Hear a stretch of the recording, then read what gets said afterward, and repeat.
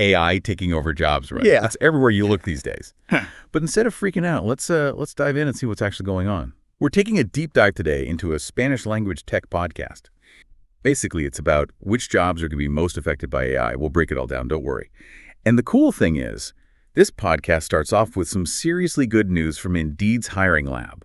They took a look at over 2,800 job skills, and get this, none of them are going to be completely taken over by AI anytime soon. Yeah, it's true. And what's really fascinating is that this research, it kind of highlights this key point that AI right now is more about helping us do our jobs better, not replacing us entirely, you know? It's not like we're all going to wake up tomorrow and robots are going to be doing our jobs, right? It's more about AI taking on certain parts of our jobs. Exactly. Think about all those tasks that are like the same thing over and over, you know, a lot of data entry or things that need to be done super fast. Those are the ones that AI is really good at. Okay, so it's not like our jobs are going to disappear overnight, but that doesn't mean things aren't going to change. This podcast episode, they talk about the Fab Five, which are the 5 professions that they think are going to go through the biggest changes because of AI.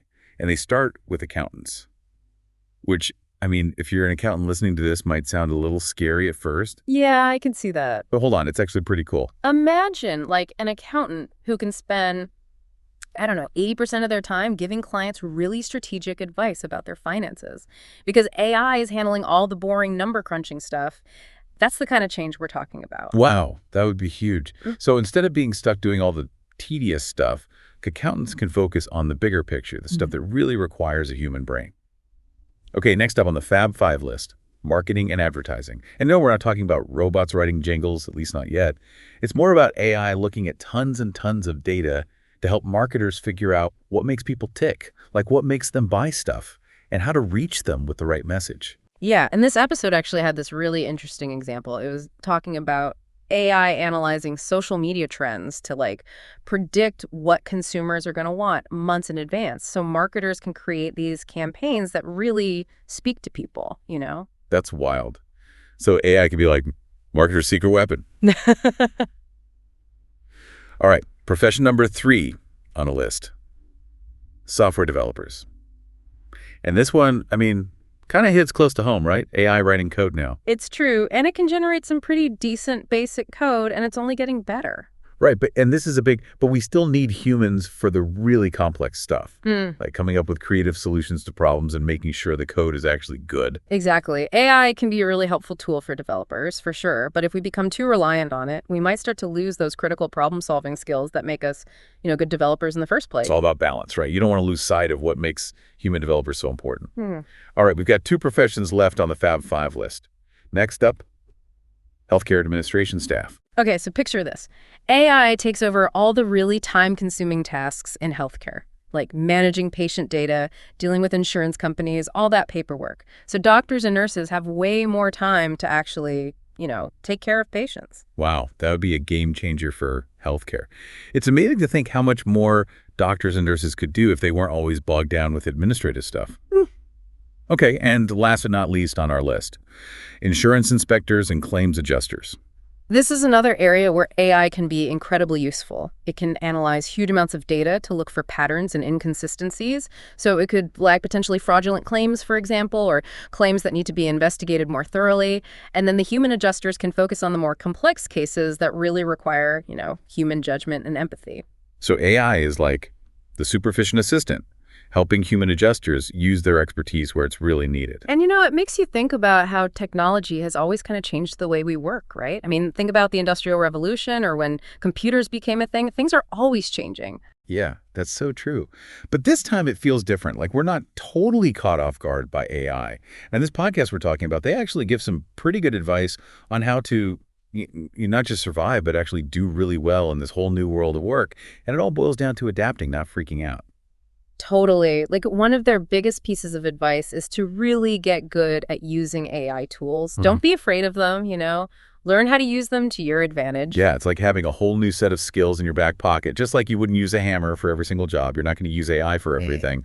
But knowing how and when to use it, that's going to be huge. Exactly. And, you know, while you're learning all this new tech stuff, don't forget about the things that make us human, like being able to think critically, being creative, solving complex problems, emotional intelligence.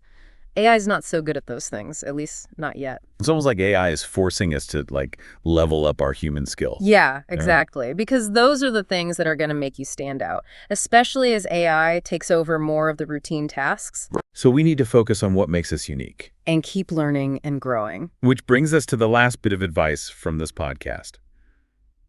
Embrace lifelong learning. It's true. Things are changing so fast, we got to be ready to learn new things all the time. And it's not just about learning new technical skills. It's more about being open to new ideas, being willing to, go with the flow. This reminds me of something I read recently. I can't remember where, but it was saying that the people who do the best during times of big change, they're not necessarily the ones who have the most technical skills right from the start. It's the people who are the most adaptable, the ones who can learn new things quickly and adjust to whatever's happening. Totally. And I think that's really what it all comes down to, being able to use our human creativity and ingenuity and combine that with all this amazing new technology. It's pretty exciting when you think about it. So here's something for you to think about, for everyone listening. What if AI took over all the boring, repetitive stuff that we all have to do? What would that free us up to do? Yeah, that's a really great question.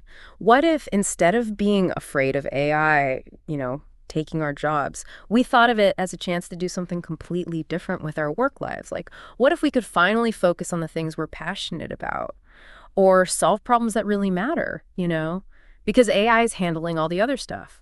It's almost like AI is giving us this gift, Yeah. like a chance to be more human. And I don't know about you, but I think that's pretty cool. And just by listening to this, you're already ahead of the game. You're curious. You want to understand what's happening with AI. And that puts you in a really good spot to not just deal with these changes, but to actually make the most of them. Absolutely. The more you know, the better prepared you'll be. And like we were talking about, if you focus on those uniquely human skills, you'll be unstoppable. Exactly. A huge thank you to Fernando Juhanka. His work is what inspired this whole deep dive. If you want to learn more from him, we'll be sure to link to his stuff in the show notes. And to everyone listening, keep asking those big questions and keep exploring. Until next time.